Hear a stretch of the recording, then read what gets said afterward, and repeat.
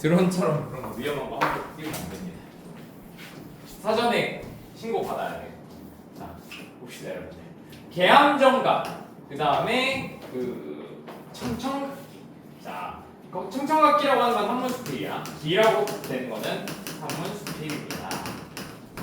그렇죠? 그 다음에 개함정가. 이거 꿈속에서 개함정이 들어가는 노래. 자, 틀린 것들 위주로 한번 볼게요. 자, 몇 번 틀렸어요? 35, 6, 7, 8. 나 앞에도 해야 되는 거 아니야? 어떤 거? 앞에 있잖아. 됐어. 조용히 임마. 무로 넘어갔어. 쫄 때. 213호 주택 현대소설? 에이 그거 안 틀렸겠지. 틀렸어? 맞았어요. 맞았어? 자 일단 좀 이거 고전 스킬 먼저 해줄게. 현대소설 같은 경우는 그 내용만 같아. 사실. 현대소설은 그리고 그거 있어. 연계교재에서 100% 출제가 100% 연계가 안 되거든. 그래서 모티프들만 확인하면 돼서 조금 더 가볍게 보면 돼요. 대신 내용 이해가 안 됐으면 확실히 하고 넘어가야 되겠지? 자 여러분들 35번부터 38번까지 틀린 거 없어요? 형 없어? 있어요. 그거 빨리 불러. 38선이요. 38선이요. 야 수연이 있었으면 한마디 했을 텐데 그지? 자 형들아 48선이요. 48선이에요. 48? 아니, 38선 맞지 않아요? 38선 맞아. 자 형준아 뭐 틀렸어? 이해를 못했어. 몇 번? 이거 작품 이 작품인데 와 어렵다는 거였어? 네. 태율이 37번. 37번. 자, 한번 가보자고 그러면. 개함정가. 형준. 문학 작품 보기 전에 여기 봐요. 보기 봐. 보기 보는 거 습관 들여놔야 돼. 보기를 먼저 읽는 거야. 36번. 36번이든 38번이 번호를 보는 게 아니고 38번 보기밖에 안 봤어요. 38번 보기만 봐도 돼. 근데 38번 보기 같은 경우도 이제 주제가 나오잖아. 가의 자연은 화자가 흥취를 느끼는 공간이자 향촌사족, 왜냐면 시골에 있는 그 귀족들의 가문의식과 유교적 가치를 실현하는 관념적인 공간이야. 그러니까 왜냐면 실제로 흥을 느끼는 공간이자 관념적이고 되게 좀 이상화됐다고 하지. 왜냐면 되게 도덕적으로 좋은 곳이야라고 그런 얘기를 하기 위한 그 배경이 된다라는 거야. 근데 요것도 내용이 봐줄만해. 인몽이 뭐니? 인몽이 뭐야, 그잖아. 꿈을 입이 뭐야? 들어가는 거, 그렇지. 그래서 꿈을 깨는 걸 뭐라고 해? 강몽이라고 하잖아. 인몽에서 개함정 방문하고요, 경건 감상하고 개함정의 모임. 그러니까 이게 사실 다 나와 있는 거거든. 보자고. 자, 청춘에 병이 들어. 자, 젊었을 때 병이 들어 봉산에 빈 산에 누웠더니 한 조각 남은 꿈에 호랑나비의 날개를 빌려. 남은 꿈이 있었어. 호랑나비의 날개를 빌려 강한 바람에 곡비가 잡혀 바람에 이제 바람을 타고 남포 얘들아 포가 들어간 지명은 어떤 지역이라 그랬어? 마포, 부산포, 제물포 다 뭐야? 다리? 단각 항구 아니야. 항구 도시야. 남포 쪽으로 내려가니 초선도가 어디 메뉴? 초선도라는 섬이 있네. 초선도가 어디 메뉴? 개함정이 바로 여기로다. 개함정 가니까 개함정. 정이라고 하는 건 정자야. 정치를 살필 수 있는 거기를 얘기한 거죠. 어주 물고기 뼈를 흘러타고 백구에게 백구 누군지 알아야 돼. 형준아 필기 부지런했나? 새로운 단어 오늘 많이 나온다. 이거 몇몇 개를 알아야 네가 머릿속에 그려져. 백구가 뭐야? 힘 강아지. 그 진돗개 백구도 있지만 고전 소설에서는 사실 흰 강아지 백구 잘 안 나오고 흰 갈매기야. 얘네들은 특징이 욕심 없음을 상징해. 무욕, 욕심. 백구에게 길을 물어 굽이굽이 돌아 들어가니 수석, 물과 돌이 바위가 맑고 곱다. 시냇가에 누운 돌은 석국, 바둑판처럼 벌려있고 그러니까 시냇가에 이제 판판한 돌이 있고요. 돌틈에 솟은 물에 표주박 술잔이 띄워져 있어요. 술잔이 이렇게 뚝막 둥실둥실 떠내려와요. 등나무를 후려잡고 석국을 바둑판 같은 넓은 바위를 디뎌 밟아 높은 창문을 바퀴 열고 주인 영감께 인사하니 건강하도다 뛰어난 풍채 거룩하도다 고령왕의 건강. 자 거기 주인 영감을 만났는데 이 사람이 되게 건강해. 되게 골골이 막 아파하시고 막 이런 느낌이 아니에요. 자, 의좋은 삼형제는 아버님과 함께 놀고 있고요. 색동옷 입은 아이 재롱 노래자가 흐르울 수냐. 노래자는 얘들아 이거 고사를 얘기하는 건데 나이 70에 부모님을 웃기기 위해서 그 애기들이 입는 꽃가옷 떼떼옷이라나 왜냐면 알록달록한 옷 있잖아. 알록달록한 옷을 입고 엄마 아빠를 위해서 그 춤을 췄다고 해요. 나이 70. 그치? 그런 효자. 근데 여기서 색동옷 입은 아이가 재롱을 부리고 있으니까 그 노래자가 부러울 수냐. 검은고 비파와 서책은 책들은 책상 위에 둘러 있고요. 뛰어난 자식들은 뜰 앞에 걸려 있다. 쫙 펼쳐져 있어요. 자식들이 이렇게 딱 있는 그런 모습이에요. 인사를 마친 후에 그러니까 그 노인이 아까 그 주인 영감의 자식들이 쫙 앉아 있으니까 사실은 되게 보기 좋은 풍경이지. 유교적으로 봤을 때. 아래 자식들이 이제 부모님한테 효도하고 있고 그 다음에 근데 이 자식들이 다 잘 돼서 잘 나가 이런 모습이니까 유교적으로 봤을 때 긍정적인 모습인 거죠. 인사를 마친 후에 난간에 비스듬히 앉아 원근 멀리 있고 가까이 있는 산천을 한눈에 굽어보니까 동취벽, 서취벽. 자, 동쪽 절벽, 서쪽 절벽은 봉우리도 아름답고 기암괴석이라는 말 많이 나오지. 기이하고 그 다음에 신기한 암석을 얘기해. 골짜기마다 절경, 뛰어난 경치로구나. 1월산 한 줄기는 남쪽으로 뛰어내려. 그러니까 뭐냐면은 산줄기가 이렇게 쫙 뻗어져 내려오고 골짜기마다 용이 서려 있고 호랑이가 웅크리고 있어. 청산, 푸른 산, 시내 푸른 계곡물에 굽이굽이 백리에 있다 할 거네. 이 산에서 계곡물이 쭉 내려오는 거야. 외롭게 부용봉만. 자, 외롭군 부용봉 봉우리만 무슨 일로 홀로 솟아 벌어 흩어져 갈라져서 학의 날개 솟았는 듯. 얘들아 이런 거 되게 많이 써. 산줄기를 학의 날개 있잖아. 학이 이렇게 날개가 길잖아. 이 산줄기를 학의 날개에 비유하는 경우가 되게 많아. 수충대라고 하는 거 전망대야. 전망대에 내려앉아 그윽한 터가 되니. 전망대는 아니고 절벽을 얘기하는데 그윽한 터가 되니 좌우에 여러 산 모든 봉우리가 바로 너를 위해 생겼다. 왜냐면 이 전망대의 경치가 뛰어나니까 절경이라고 하죠. 그러니까 이 산 봉우리들이 다 너를 위해 생긴 거 아니야? 라고 얘기를 하는 거죠. 자, 그 다음에 천지간 비밀스러운 이곳에 조상의 집을 옮겨두고 효자 효손. 자, 뛰어난 효성스러운 아들과 자식들이 바로 그들이 아니며 그들이 아니겠는가? 이런 뜻이야. 조상의 유업을 비추었다. 조상님들의 그 남은 뜻을 비추었다. 여러 경치 다 던지고 한 집에서의 몸이 더욱 좋다. 이 자식들이 다 꿈속에서 본 이 자식들이 주인 영감 자식들이 쭉 다 모여 있는 거야. 자, 18군선에 그 18무리의 신선들. 이 신선들이 모인 곳에 남극성이 비춘다. 거룩할사 우리 가문 장수한 어른이 많지도 많구나. 사람마다 흰머리고 얼굴마다 황구. 황구라고 하는 건 얘들아 그 노인을 얘기하는 거야. 얼굴마다 늙었구나. 근데 이게 부정적인 의미보다는 장수하는 거니까 되게 좋게 보는 거야. 건강하게 장수하는 거니까. 향산 구로를 못 보거든 낙중기영이 여기 왔도다. 뭐냐면은 그 노인 9명의 모임. 그 다음에 13명의 모임인데 그 사람들을 못 봐도 낙중기영들 늙은 노인들. 근데 늙었지만 되게 뛰어나고 학식이 있는 그런 노인들이 바로 여기 왔도다. 단청을 그려내요. 단청이라고 하는 건 여러분들 원래 그 우리나라 페인트 말고 페인트 같이 딱 보이는데 한옥집이나 우리나라 집에 보면 알록달록 이렇게 그 처마 밑에 그려놓은 거 있어. 이걸 단청이라고 해. 단청을 그려서 이때를 밝히고자.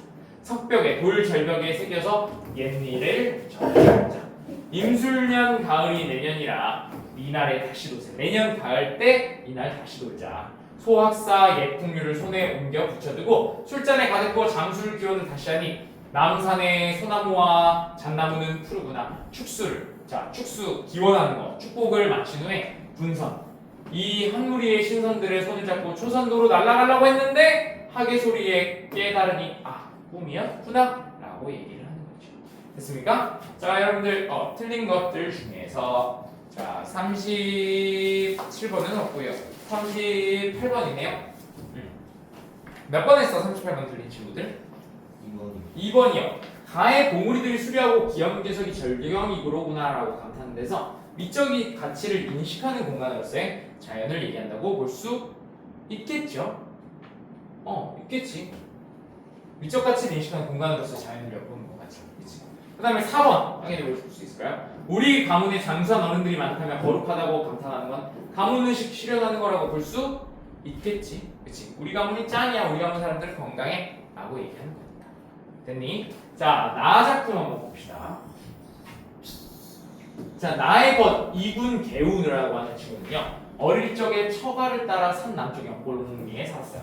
얼마 뒤에 그는 또 집 곁에 책을 보관하고 손님을 영접하기 위한 집을 짓고요. 청청각, 맑고 맑은 집이라고 이름을 했어요.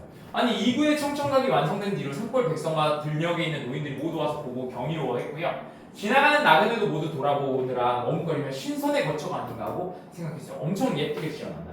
나는 그 위에 올라가 보지는 못했지만 오래전부터 그 아름다움을 상상해오다가 근자에 최근에 한번 가서 이분을 따라 며칠 동안 누각의 경관을 구경했는데 그런 뒤에 더더욱 이름이 그 집에 걸맞음을 알게 되었습니다.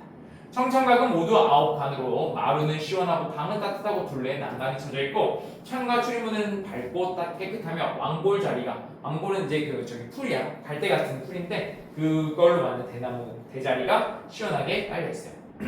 흐르는 물이 강 아래에 감아돌고 기암괴석이 처마 끝자락에 우뚝 솟아 있으며 맑은 연못이 고요하고 시원하며 해묵은 버드나무가 무성합니다. 이러해서 무더운 여름 한낮에도 이곳의 바람이 시원해요. 이구는 각건의 수건 차림에 도포를 입고요. 그 사이에서 한가롭게 지내면 날마다 깨끗이 청소하고 향불 피워놓고 글을 읽고 시를 읊조리다가 피곤해지면 지팡이를 끌고 천천히 거니면서 꽃에 물 주고 나무를 심고 위로는 산을 바라보고 아래로는 생물의 발을 씻곤 하니 종일토록 한가롭고 단박해서 깨끗해서 세속에 잡다한 일이 조금도 없습니다. 이곳의 환경과 이군의 일이 모두 맑다고 할 수 있으니 누각이 청청각 맑고 맑은 집이라는 이름을 얻은 건 당연합니다. 근데 비록 그렇긴 하지만 환경은 외물, 바깥에 있는 사물이고 일은 거친 자취이다. 환경을 따르면 외면만 탐하고 내면은 잊게 되고 일에 얽매이면 거친 것만 얻고 정밀한 건 잃게 되니 이로써 청은 되는데 청의 지극함은 아니다.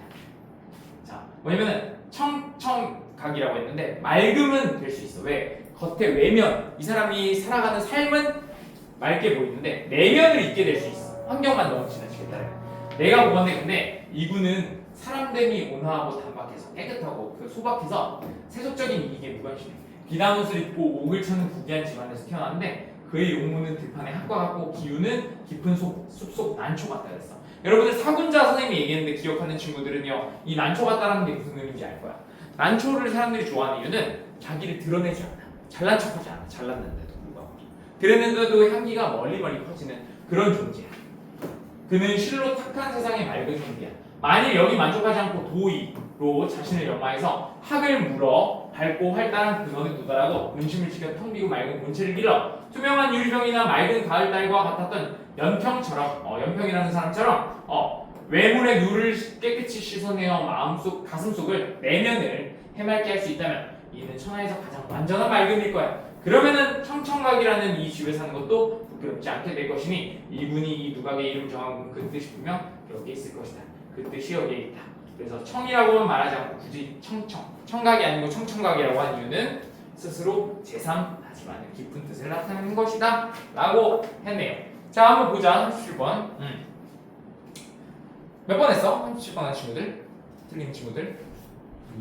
2번이요. 자 나가 누각을 직접 본 경험을 바탕으로 청청각의 구조와 모습 제시하는 거 맞지? 그치? 9칸 둘레에 난간 쳐져 있고 출입문 맑고 깨끗하고 그치? 이거 확인할 수 있어요 없어요? 있죠? 자 또 30번 더 맞았어? 들어와 오랜만이다. 자 앉으십시오. 네. 자 13쪽이야. 자 그 다음에 요거 4번 나가 이분에 대한 자신의 평가를 내가 보건데 이분은 사람들이 모나고 단박해서 세속적인 이게 무관심하다. 자신의 평가는 드러나지. 주변 평가 나와요 안 나와요? 안 나와요. 이것 때문에 안 돼. 정확히 어디가 틀린지도 확인해야 돼. 자 그 다음에 38번 틀린 친구는 아까 얘기했었지 그치? 자 나의 내면은 있고 텅 비고 밝은 본체를 기르는 이분의 모습에서 인격 수양을 실천한 공간으로 스쳐요. 어디가 잘못됐을까? 내면 잊으면 돼 안 돼? 얘가 강조하는 거는 이 일이잖아. 환경과 이분의 일이 모두 맞다고는 할 수는 있어. 근데 이건 외물이야 외물. 겉모습이야 환경이야. 자연 환경이 맑은 건 알겠어. 내면을 맑게 해야지라고 얘기를 하는 거잖아. 그래서 여기가 틀려요. 나의 내면은 이 부분이 틀립니다. 알겠습니까? 이렇게 확인하시면 되겠네요. 자, 넘어갑시다. 강태종전. 여러분들 강태종전 들으신 분들 있어요? 강태종전. 수현 채점 해봤니? 아니요. 자, 39번부터 불러줄게. 네. 2번, 3번, 5번, 4번이야. 5번. 네. 2번, 3번, 5번, 4번. 자, 강태종전 틀린 거 없어요? 없으면 넘어가겠습니다. 자, 그 다음에 43번부터 45번까지 없어요? 오, 훌륭합니다. 한번 불러주십시오. 2번, 5번, 5번입니다. 네. 없습니다. 없습니까? 태율이, 형준이. 고칠 수 있을 것 같아요. 형준아, 아까 못 푼 것도 하나 한 잡으면 어느 거였지? 그거 소설? 그 자연 그게 두 지문으로. 아, 이거 두 지문이었어? 자, 얘들아, 그러면 22쪽 한번 가보셔야 돼요. 22쪽. 여기 프린트 페이지 9쪽입니다.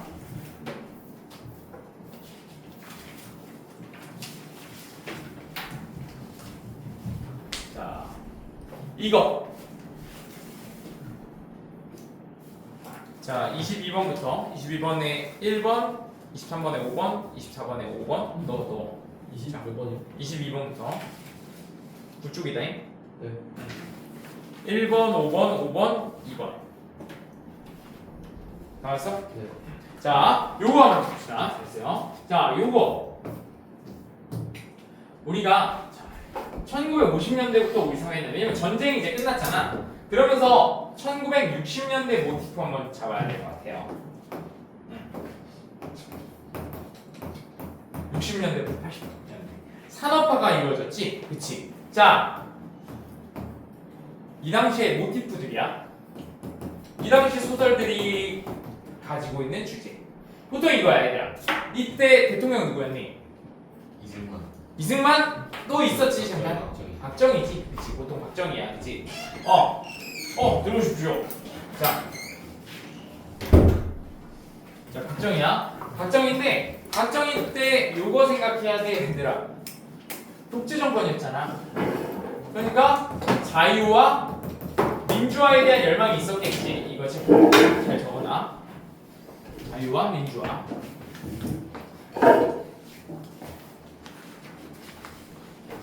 자유와 민주화에 대한 열망 해주시면 되고요.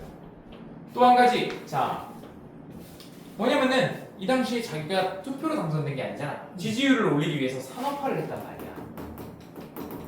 근데 이 산업화의 혜택을 모든 사람들이 다 받을 수 있었을까? 못 받았지, 그치? 자, 그러니까 어떻게 돼? 인간 소외가 일어나요. 인간 소외가 일어나는 거, 이거 확인하십니다. 자, 그 다음에 소시민. 문제의식이 있다고는 생각을 해. 근데 적극적으로 나가서 이거를 개선하지는 못해. 그런 모습들도 확인을 하시면 되겠습니다. 됐니요? 자, 이거 잘 확인을 하시면 됩니다. 한번 읽어볼게요. 1950년대 우리 사회는 전후에 피폐해진 도시를 재건하는, 다시 세우는 과정에서 노동자는 기계에 예속되었고요. 도시의 건물은 획일화되었습니다. 이 작품은 이러한 사회적 변화로 야기된 도시 노동자의 소외와 획일화된 도시에 대한 부적응을 드러내고 있어요. 특히 노동에 쏟은 애정이 경시된, 그 애정이 무시된 도시 노동자가 보이는 무력감이 획일화된 도시에 대한 문제의식으로 이어지며 현대사회에서 개별성을 추구하려는 의지를 형성하고 있어요 라고 했죠. 개별성을 추구한 거죠. 자, 김기 사장의 인격이나 기술을 우리 사회에서는 맡기고 있었어. 한 회사라는 것은 그 회사의 사업을 위주로 해서 사람을 쓴다는 건 두말할 필요도 없겠죠. 자, 김 기사는 우리 회사가 환도라고 하면은 수도로 돌아온 거야. 왜냐면은 6.25 끝나고 서울로 돌아온 후에 재건에 있어서 가장 큰 공로를 세운 사람이라고 생각하고 있어. 그런데 금년 3월에 들어 발전기와 제23호 인쇄기의 보장은 우리 회사의 치명적인 타격이었어. 이렇게 되면 회사에서 그 기계를 다루는 기사장의 책임으로 돌리지 않을 수 없어. 아니, 기사라는 사람이 기계의 고장을 사전에 발견하는 거라고 생각하고 있어. 그런 것들이. 그래서 고장이 나지 않게 하는 게 제일 큰 직책이라고 회사에서는 생각하고 있어. 한두 번이 아닌 고장 수리가 2, 3일이면 다해서 또 고장이라면 결국 기사는 고장의 원인을 모르는 거라고 해석하지 않을 수 없겠죠. 그 책임을 기사장이 져야 한다면 현명한 기사장은 자기 처신을 어떻게 해야 한다는 것을 민망한 말을 하지 않아도 잘 이해해 줄 것이라고 하고 회사의 고충을 자, 뭐 해달라는 거야? 뭐 해달라는 거야? 자진 퇴사해달라는 거지. 그치? 사고 많이 쳤습니다. 아, 네, 알았습니다. 이해해 줘서 고맙소. 기사장은 공장장실에서 사장의 이 말을 듣고 나와 전기실 자기 의자. 너희들 이거 시간적 배경, 공간적 배경 다 체크해야 돼. 동그라미 네모 하고 있어요? 해야죠. 그치, 해야지. 자, 전기실 자기 의자에 앉아 침울한 생각이 자기 자신을 붙잡을 수 없었습니다. 기사로서의 패배감이 머리를 쳤어요. 근데 그래도 사직원을 썼어요. 결국 사직을 해줬어. 기사장으로서 사고 전에 고장을 발견하지 못했다는 윤리의 세계. 그는 이것만을 생각했어요. 우리나라 전기 사정은 공장마다 자가 발전기를 놓아야 하는 현실이다. 전쟁 직후니까 전기가 제대로 공급이 안 돼요. 이 공장의 총마력이 100마력이 좀 넘습니다. 야간 조업과 야간 작업과 정전에 대비해서 자가 발전기를 설비하지 않을 수 없었어요. 막대한 금액으로 100kW 출력 발전기를 수입했어요. 근데 이렇게 되면 제2종 전기기사를 채용해야 되는데 그럼 또 인건비 들잖아. 그래서 전기기사를 채용하지 않고 기사장의 전기기술을 믿습니다 하면서 전기실의 책임도 김명학 기사장에게 맡긴다는 것이었습니다. 그는 하는 수 없이 전기실 책임도 맡기는 맡았는데 전기에 대해서는 기계과 출신으로서의 전기과가 따로 있잖아. 근데 기계과 출신으로서의 상식밖에 없다는 걸 자기 자신이 잘 알고 있었어요. 그러나 인쇄공장이 요만한 전기시설쯤은 그의 기술로서 감당 못할 바도 아니었습니다. 근데 전기기계에 있어서 우기, 비가 많이 오는 우리 장마철 있잖아. 그때가 가장 고장나기 쉬워요. 금년 따라 교과서 인쇄기에 눈비가 그치지 않은 우기를 만나 습기로 인한 건지 모르겠는데 발전기와 인쇄기 모터에 고장만 났습니다. 하루는 단산교류로 인해서 인쇄기의 모터들이 우우하는 비명을 지르며 파란 연기를 내며 모터 코일이 타버렸어요. 이 수리는 즉석에서 고쳐지는 게 아니고 모터 수리 공장 직공들을 불러 고쳤는데 사흘 걸렸어요. 그러니까 3일 내내 이제 공장에서는 손해가 발생한 거죠. 사장과 공장장 김명학 씨를 원망하는 것 같아서 왜 고장이 일어날 걸 미리 발견하지 못했는가 하고 말입니다. 그럴 때마다 동료에게 삼상교류의 원칙 설명하고요. 공장 밖에서 확산된 걸 어쩔 수 없다고 해도 사장과 공장장은 그냥 변명으로만 생각하는 것 같아요. 이러한 고장이 일어난 얼마 후에 또다시 발전기의 스리플링과 인슐레이션의 상태가 안 좋았던지 또 타버렸어요. 그는 그날 밤을 밝혀 또 밤새워서 수리를 했습니다. 그는 고장의 원인을 과열로 인한 게 아닌가 싶어서요. 협소한 발전기실의 냉각을 위해 환기를 좀 시키려고 창문을 2개나 내게 했어요. 근데 그 고장의 수리가 일주일도 못했는데 또 타버렸어요.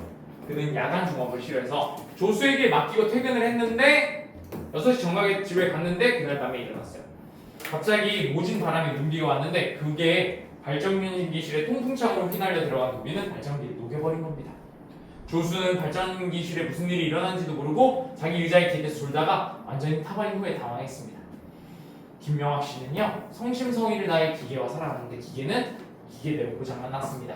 그리고 기계는 이 김 기사장을 면직해 해고하게 했다는 뜻이에요. 김명학 씨는 사직원을 쓰고 의자에서 일어나 인쇄공장으로 들어가 1호기부터 32호기까지 하나씩 바라보면서 얘는 어디서 고장이 나고 저거는 어디가 약하고 그러면서 직원들이 인사하는 것도 모르고 기계만을 응시하며 그러니까 평생을 기계에만 애정을 가지고 살았던 거죠. 1, 2, 3, 4, 5 기계식을 핀 후 출입구에 서서 인쇄기를 바라볼 때 인쇄기들이 움직이는 괴물처럼 보였어요. 마치 자기를 덮칠 것처럼 노려다보고 있는 것 같았습니다. 자, 그는 강한 고독을 느꼈어요. 공허한 가슴을 느꼈습니다. 매일같이 매만지고 바라보던 인쇄기들을 다시 대하지 못한다는 게 이렇게 차가운 고독이 절박해 오는 것일까? 이 공장의 일체가 자기를 갖고 적개심을 갖고 자기를 조소하고 비웃고 자기와는 무관이라는 거에 이렇게 자기를 공허하게 하는 겁니다. 사직원을 내고 모자를 들고 나오며 그는 자기의 이 시간을 무슨 행동으로써 공허한 가슴을 메우려는 충동이 있었습니다. 아무것도 할 수 없는 공허한 시간 자기를 싸고 있다는 걸 느꼈어요. 일자리를 알아보기 위해 외출했던 김명학 귀가하던 중에 모두 똑같이 생긴 주택대사에서 자기 집을 착각해서 다른 집에 들어가요. 자, 뭐냐면은 공장에서 나온 부분이 이제 사직을 하는 게 앞부분이야. 김명학은 집주인 신고로 유치장에서 하룻밤 보내고 아내와 함께 기도해요. 눈을 감고 걷던 김명학 씨가 60m쯤에서 눈이 떴어요. 틀림없는 자기 집 앞이에요. 현관에 들어가 옷저고리를 벗어 던지고 옷가는 나가 삽을 들고 나왔어요. 길가에서 현관으로 들어오는 뜰길에 발자국을 내놓고 발자국을 파버렸어요. 보다부터 왜 이러세요? 왜 이래? 왜 이러긴 뭐가 왜 이래? 곡간단 밑에 가서 벽돌을 안 봤어요. 벽돌을 수없이 나가서 그 발자국 구멍에 벽돌 둘씩을 같이 얹고 발돋움길을 만드는 겁니다. 아니 무슨 영문인지 모르고 아니 이게 뭐예요? 사람이 돌기도 한다더니 정말 돌았어? 돌아? 돌지 않기 위해서 이러는 거야. 이게 무슨 말일까? 사실 이걸 이해하면 여기 메시지는 끝이에요. 왜 이거 하는 걸까? 왜 벽돌로 자기 집 앞에 들어오는 길을 이렇게 꾸며? 왜냐면 특별해 보이죠. 맞아. 개별성이 없잖아. 집들이 다 똑같이 생겼잖아. 그래서 여러분들이 확인할 수 있는 게 지금 그래서 벽돌로 현관에서부터 들어오는 길을 다르게 만드는 거고요. 그 다음에 또 뭐해? 칼로 현관문 손잡이 있잖아. 나무로 된 손잡이죠. 이거 다 깎아내는 거야.